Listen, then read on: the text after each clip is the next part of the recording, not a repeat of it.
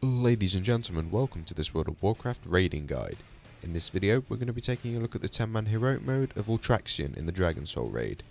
In order to complete this fight, we use 2 tanks, 2 healers and 6 DPS. Just like with all my heroic guides, it is advised that you have a good understanding of the normal mode encounter before you take a look at my heroic guide video. As well as that, the first section of this video, as always, is going to be about the list of abilities this boss has and what's different between the normal mode and heroic mode encounters. If you wish to skip to the tactics section of this video, then feel free to click in the annotation that's in the top hand left of the screen anytime during the first part of this video. Just like in the normal mode of the fight, Ultraxion still has the unstable monstrosity ability, and this is where he's going to be dealing more and more damage to the raid as the fight progresses. There's still a 6-minute enrage timer on the fight, however the DPS requirement for heroic mode is a lot higher than it is on normal mode, and that's why we recommend taking 2 healers and 6 DPS as opposed to 3 healers and 5 DPS. Just like in the normal mode as well, you still have the Twilight Shift and the Heroic Will button ability thing, so make sure you have the extra ability button 1 bound to a key or something for when you need to cast Heroic Will.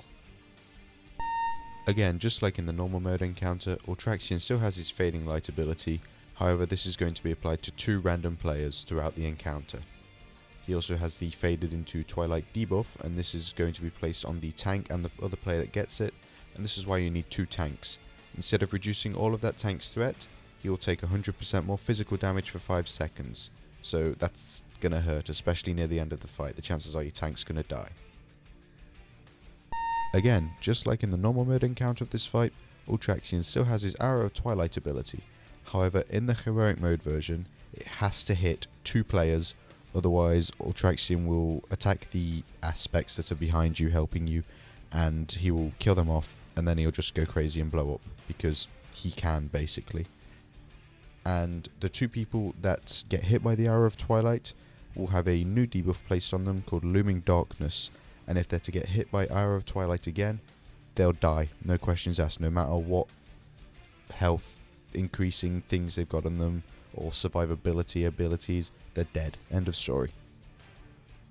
And finally, again, just like in the normal mode of the encounter, he still has his Twilight Burst abilities, where if you move out of range of his claws, I guess you could say, people take more damage, and yeah, just stand in front of him, there's no need for you to move away from him.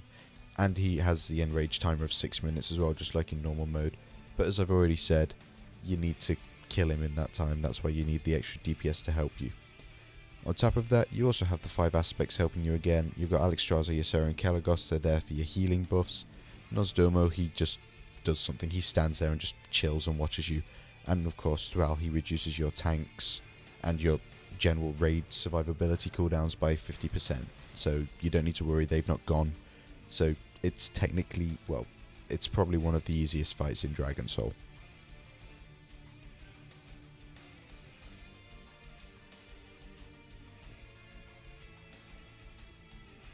And now it's time for some tactical goodness. Yes, everybody likes tactics, we want to know how to kill the boss after listening to the boring list of abilities this boss has. So, at the start of the fight, we're just standing in the same place as you do on normal mode, nothing's changed there. We use Bloodlust at the start of the fight, well, Bloodlust, Heroisms, Time Warps, all of that kind of stuff. And you need to be using pre-pots for this fight, for your spellcasters, stuff such as your Volcanic Potions, for example. You need that extra damage to push the boss, otherwise you're not going to beat the enrage timer. But of course this is also dependent on your gear, and also how many stupid legendaries you've got in your raid. I'm not going to rant about that in this video. So we've got an Hour of Twilight coming up, and before you start the raid, what you need to do is make sure you have groups of 2 people set up who are going to be soaking the Hour of Twilight. So for example there we had the Death Knight and the Shadow Priest take the Hour of Twilight. I believe it was the Death Knight using Anti-Magic Shield, and the Shadow Priest used his Dispersion.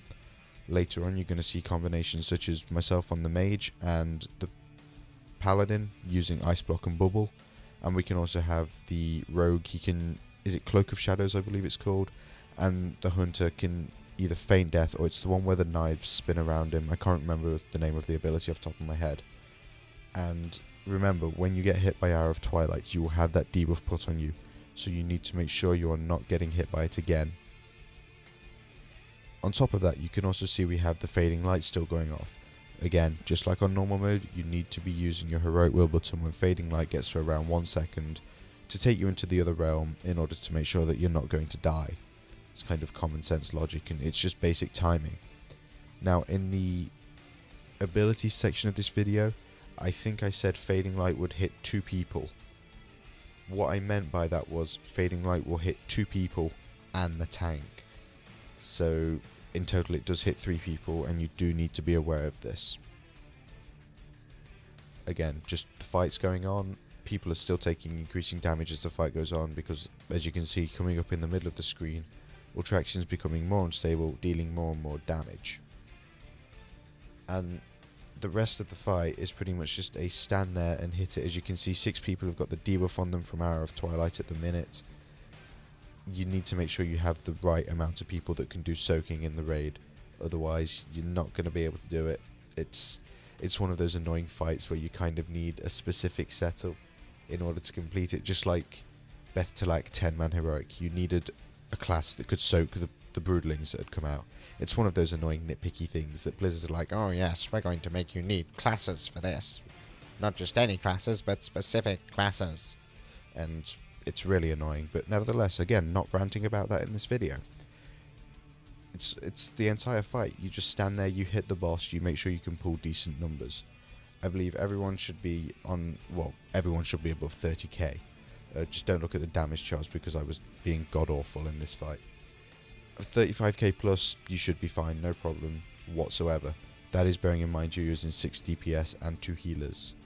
Again, tanks doing adequate damage as well. We've got the Fail Druid, he's on 28k, almost overtaking me because I'm bad.